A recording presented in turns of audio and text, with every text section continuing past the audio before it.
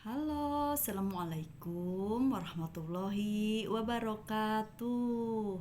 Apa kabar sahabat-sahabatku semuanya yang baik hatinya, yang soleh dan solehah, dan yang cantik dan yang ganteng. Semoga sehat selalu dan dalam lindungan Allah subhanahu wa ta'ala. Amin ya robbal alamin.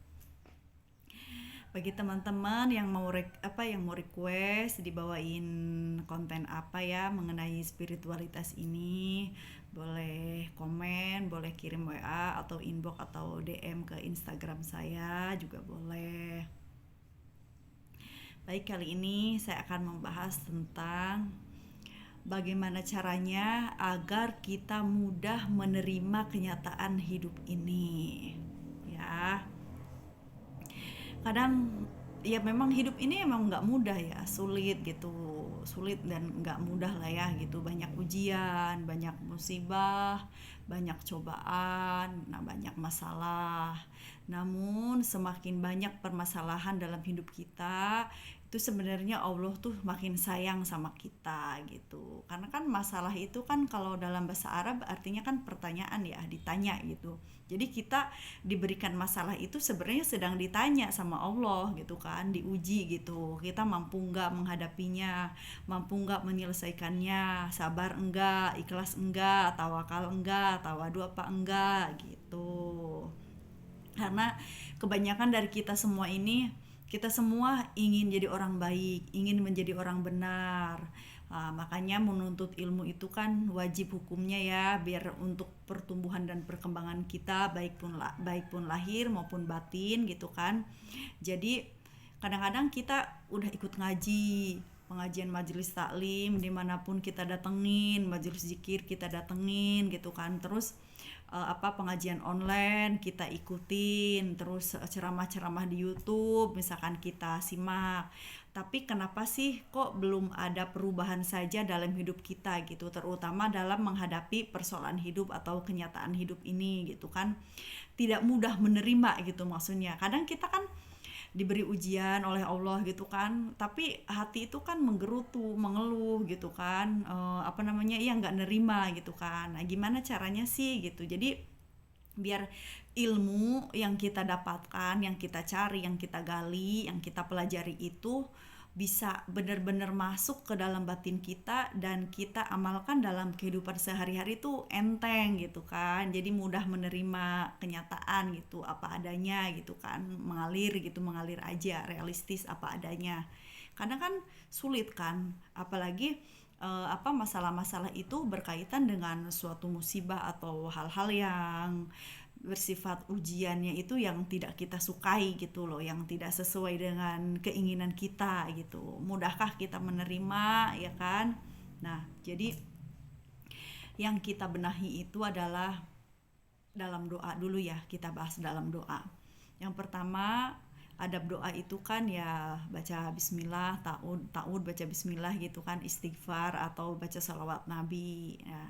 Nah itu kan udah adabnya ya, namun kadang-kadang banyak yang suka dilupakan gitu. Kebanyakan dari kita itu kan kalau berdoa itu kan melulu tentang rizki gitu kan, rizki baik itu misalkan materi ataupun cita-cita ataupun suatu target yang belum kita capai gitu kan. Nah, nah, coba sekarang dirubah pola jiwanya itu dalam berdoa tuh dirubah gitu loh. Jadi kita itu kalau berdoa itu mohon hidayah itu yang diutamakan. Jangan melulu tentang rizki.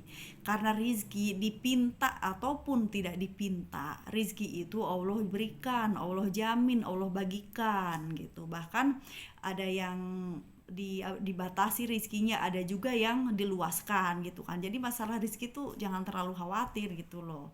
Jangankan kita umat muslim, yang non muslim pun Allah luaskan rizkinya. Hewan, binatang yang melata, yang di darat, yang di laut, semua Allah berikan rizkinya. Tapi kadang kita lupa minta hidayah, ya kan.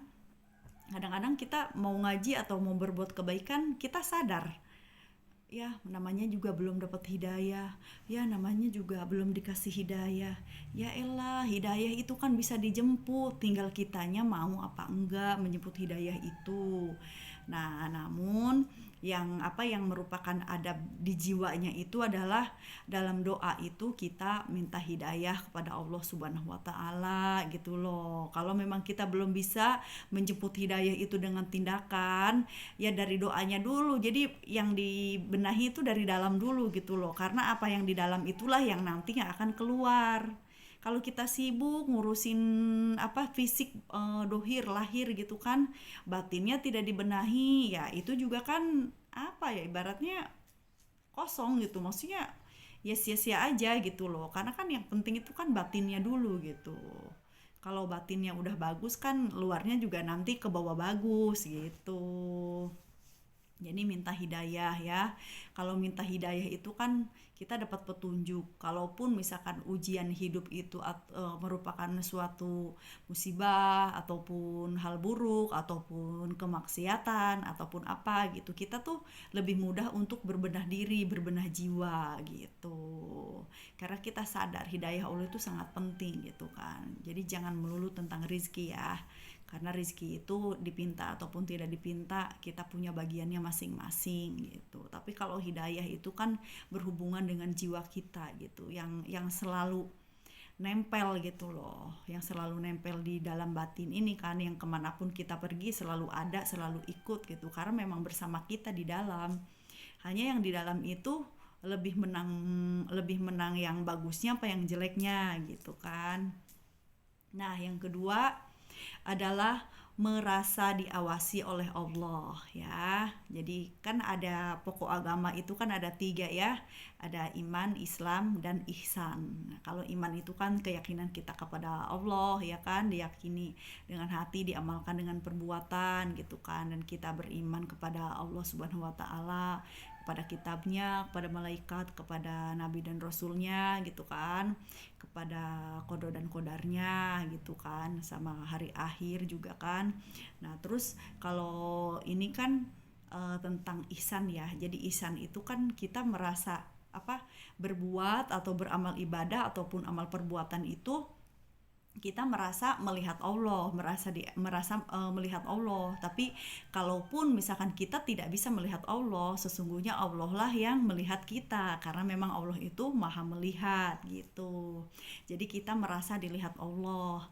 Jadi kalau kita merasa diawasi oleh Allah, kita itu hati-hati gitu. Cuman kadang memang nafsu itu kan suka begini ya. Allah kan maha melihat, Allah kan maha merahasiakan, Allah kan maha menutupi aib gitu. Sedangkan manusia itu kan lebih mudah membuka aib. Jadi nggak apa-apalah, nggak ada yang lihat ini, Allah doang yang lihat. Ya elah, kemana aja gitu loh. Ya kan, masih ada pikiran begitu. Sedangkan usia kita itu udah puluhan misalkan.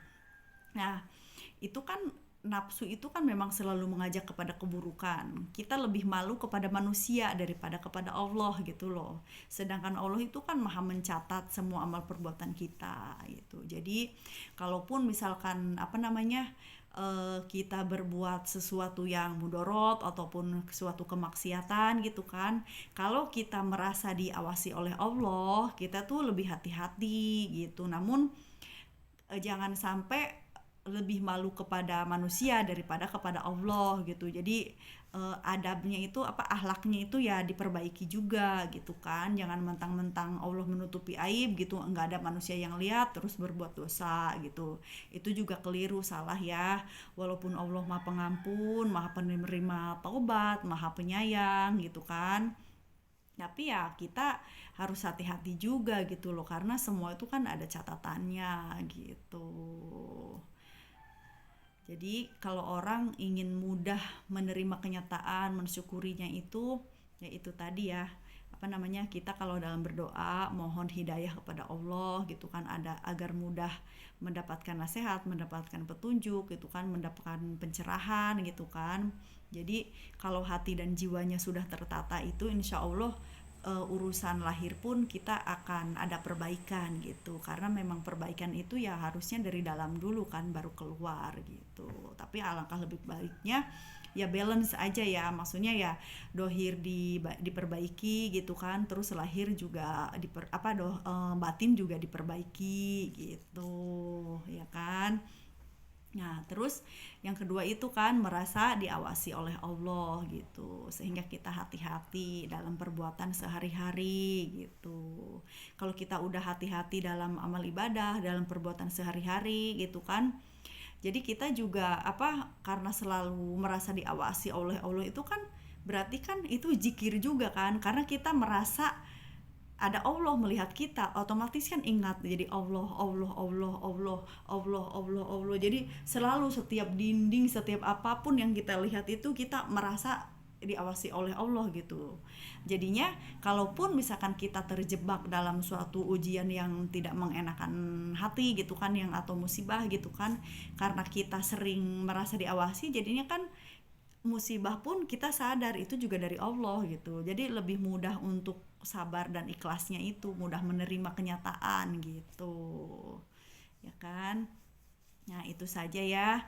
Jadi tipsnya itu agar kita mudah menerima kenyataan hidup yang baik, yang buruk, yang pahit, yang manis, yang menderita, apa yang menyebabkan penderitaan ataupun kesengsaraan, kebahagiaan, kesenangan, kesusahan, apapun itu semuanya. Jadi kita mohon hidayah Allah dan kita merasa diawasi gitu. Kalau sudah merasa diawasi, kalaupun misalkan kita suatu saat nanti terjebak dalam kemaksiatan atau suatu dosa ataupun musibah apapun yang nggak bikin apa, yang bikin nggak enak hati gitu kan, nah itu semata-mata memang takdir Allah gitu loh, bukan kita yang sengaja-ngaja berbuat gitu, ya kan. Karena sesuatu yang jelek yang disengaja sama yang tidak disengaja tentu beda nilainya dalam pandangan Allah gitu. Jadi ada yang berdasarkan hawa nafsu, ada yang memang semata-mata memang itu harus terjadi yang dari Allah gitu, Allah yang menghendaki, ya kan. Nah, jadi sampai sini mudah-mudahan paham ya apa yang saya maksud. Jadi ini kita membicarakan itu tetap tentang jiwa ya, tentang berbenah jiwa.